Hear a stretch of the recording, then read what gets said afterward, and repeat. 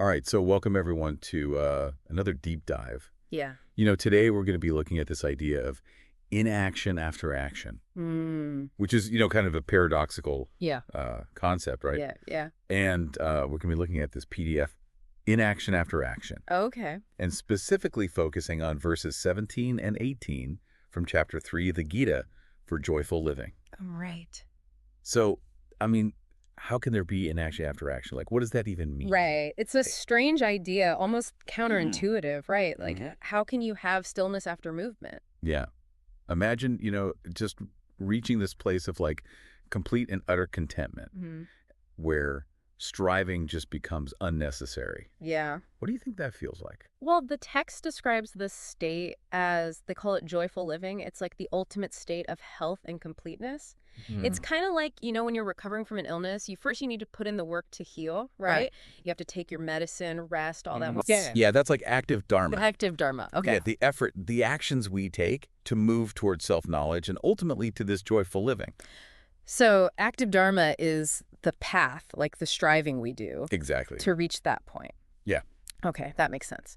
So then the text says, once we achieve this joyful living, there are, quote, no more duties. Mhm. But doesn't that sound kind of irresponsible? Well, it's not about abandoning responsibility. Okay. It's more about a shift in motivation. Hmm. Think of a child who, just got a chocolate. Okay. Yeah. They're happy just having it. Yeah. They're not like desperately searching for another one right at that moment. I see. So how does a happy kid with a chocolate connect to this inaction after action?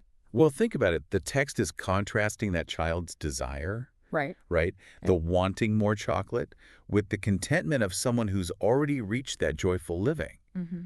That person finds happiness from within, Right. not from external things. Yeah. It's not that desire is bad, but it just doesn't drive their actions in the same way anymore. I see. So like in verse 3.17 where it says, taking pleasure in the self, rejoices in, and is satisfied with the self only. Yeah, exactly. That perfectly captures it. Yeah. That contentment, Yeah. that inner peace. So how do these verses, and especially 3.18, connect to this inaction?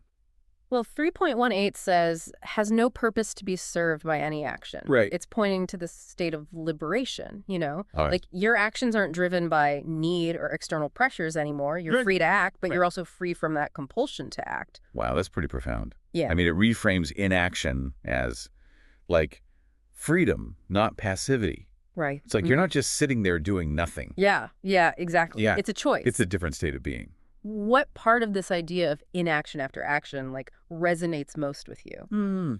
I think it's the idea that real freedom, it might not come from doing more, but from achieving this inner peace. That lets go of striving, of always wanting, always needing more. Yeah. And it makes me wonder, where in our lives can we find this inaction? Yeah. Is there an area where we've reached a level of, I don't know, mastery or peace where we can let go of that constant struggle? Yeah. That's a really good question for us all to think about. It is. Where can we find those moments of inaction after action? Exactly.